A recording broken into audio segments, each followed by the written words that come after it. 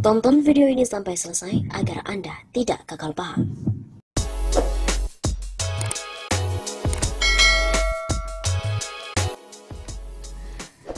Viral terjadi pembubaran partai politik pengusung RUU HIP. Benarkah? Kegaduhan atas keberadaan rancangan undang-undang haluan ideologi Pancasila atau RUU HIP tidak akan berhenti, walaupun pemerintah mengatakan menunda untuk membahasnya. Elemen rakyat pun semakin hari semakin giat melakukan penolakan dan juga penghentian untuk pembahasan RUU. Jadi, bukan hanya untuk ditunda. Terlebih lagi sekarang dipersoalkan siapa yang menjadi pihak pengusul RUU HIP. Pernyataan politisi Partai Demokrat Taufik Hidayat, pengusul RUU HIP sangat penting untuk diungkap ke publik, sebab pengusul bisa masuk di dalam kategori pemberontak negara.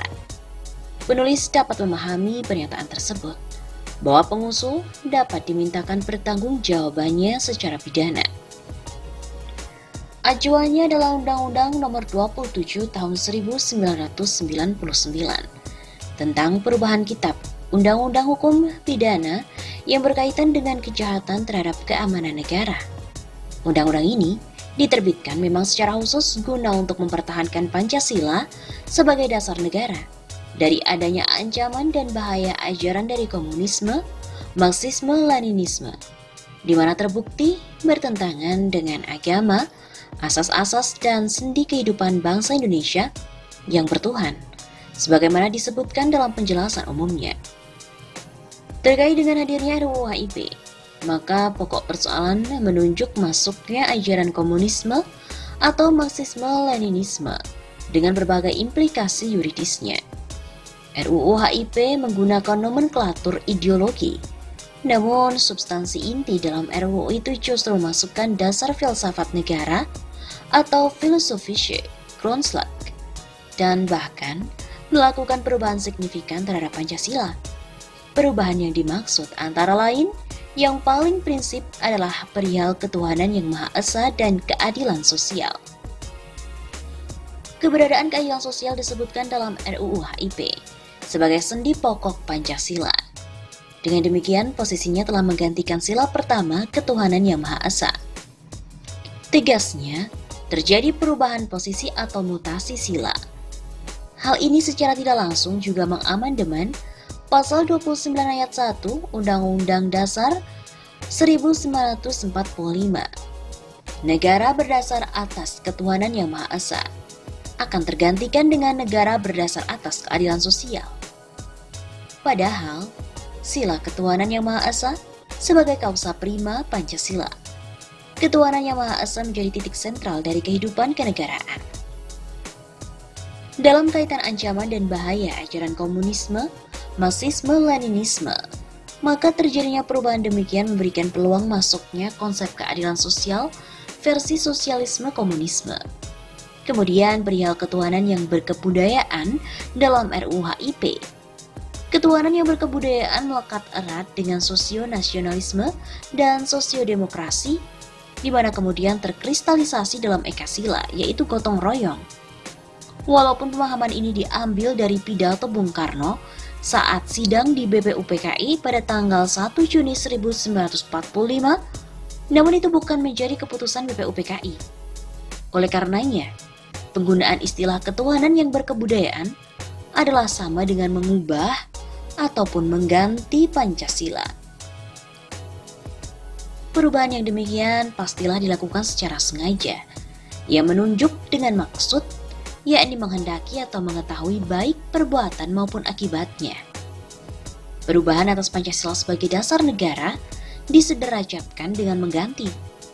Tindakan mengubah atau mengganti Pancasila menurut ketentuan Undang-Undang Nomor 27 Tahun 1999 menunjuk pada perbuatan tindak pidana asal atau predicate crime, yakni menyebarkan dan mengembangkan ajaran komunisme atau Marxisme-Leninisme. Selengkapnya pun dapat dilihat pada pasal 107 huruf D yang menyebutkan, barang siapa yang secara melawan hukum di muka umum dengan lisan, tulisan dan atau melalui media apapun menyebarkan atau mengembangkan ajaran komunisme atau Marxisme-Leninisme dengan maksud mengubah atau mengganti Pancasila sebagai dasar negara, dipidana dengan pidana penjara paling lama 20 tahun penjara. Pasal 107 huruf D ini merupakan delik pemberat dari pasal 107 huruf A. Pada pasal 107 huruf A, terdapat perbuatan menyebarkan atau mengembangkan ajaran komunisme atau Marxisme-Leninisme tidaklah dimaksudkan untuk mengubah atau mengganti Pancasila. Pelaku hanya melakukan menyebarkan atau mengembangkan. Tidak demikian halnya dengan pasal 107 huruf D. Pelaku menyebarkan atau mengembangkan ajaran komunisme atau Marxisme-Leninisme dengan maksud mengubah atau menggantikan Pancasila sebagai dasar negara. Dalam kaitannya dengan kehadiran RUU HIP, maka partai pengusul dengan memasukkan ajaran komunisme dapat dipidana dengan dasar adanya kesalahan sebagai unsur subjektif yang ditandai adanya kesengajaan dengan maksud. Partai pengusul dengan para anggotanya tentu terkait pernyataan kolektifnya. Oleh karena itu, di dalamnya terdapat pernyataan pikiran kolektif guna pemenuhan maksud perubahan Pancasila sebagaimana terdapat dalam RUU HIP. Pernyataan pikiran kolektif ini dianggap sebagai penggunaan pikiran secara salah.